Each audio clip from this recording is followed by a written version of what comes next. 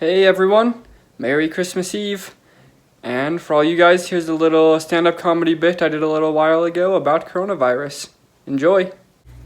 Alright, I know you guys have been waiting for the coronavirus jokes, so here we go. Buckle up. Or put on a mask, more accurately.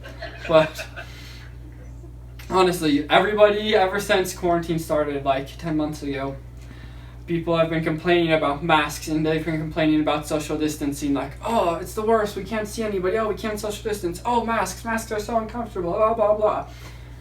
For an introvert, this has probably been the best 5 months of my whole life.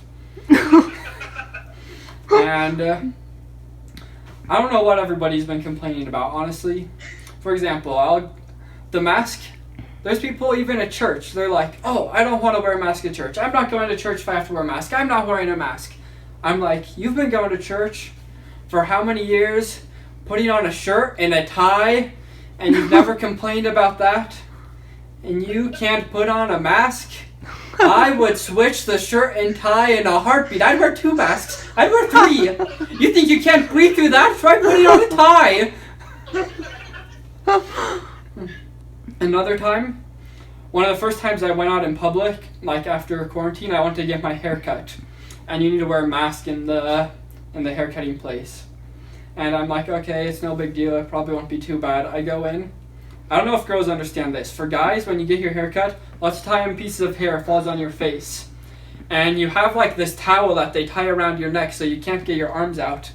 And half the time there's like one little piece of hair that makes your nose so itchy, and you're just there like moving your nose like a little rabbit, and you're like trying to itch it just with the skin around your nose, and the whole experience is like After my haircut with my mask, I was like, hey, that didn't happen. So I think I'm gonna keep wearing the mask, but not only for that reason. Because also when you go to get your haircut, they always try to talk to you. And like I said, I'm an introvert. I don't always like to just talk to a random person. And normally, I don't know how to say, like, I don't want to talk to you. And so the conversations in the past have been like, they're like, hey, are you doing anything fun this weekend? And I kind of have to give a response to that kind of shows. So I'm just like, no. That normally ends the conversation. But I feel bad. I think it's a little rude. And so this time I had the mask on. And she said something to me. She's like, hey, are you doing anything fun this weekend? And I just said something real quiet. She's like, oh, I'm sorry, I can't hear you with your mask on. And so I was a little louder. I was like, and so I wasn't saying words. That's what I said. But she didn't know that with the mask on. She's like, sorry, you need to pronounce the mask. Can you try again? I'm like, She's like, I'm sorry, I cannot understand a word with your mask on. So I'm like, oh, that's okay, I just won't keep talking.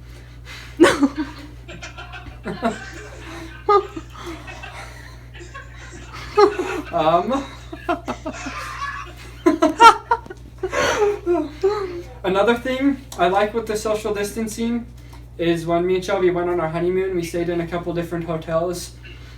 And in the elevator, there's a sign that says no more than 1 party per elevator.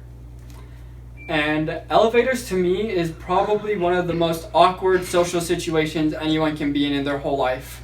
You walk in, there's somebody else, and you just stand there. There's nothing to look at. And you just look, and you're like... And you don't talk. It's rude, I guess. But it's also rude to talk.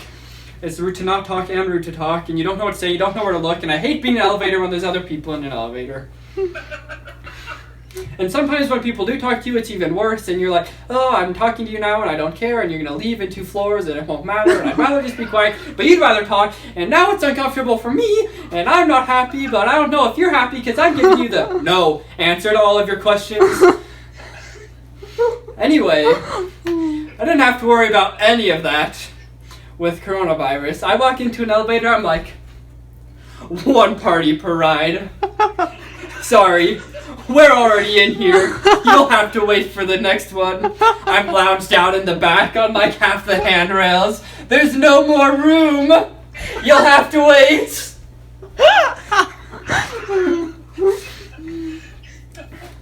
Another thing I love with coronavirus is at school you go into the library to study and there's always desks with like 4 chairs around them.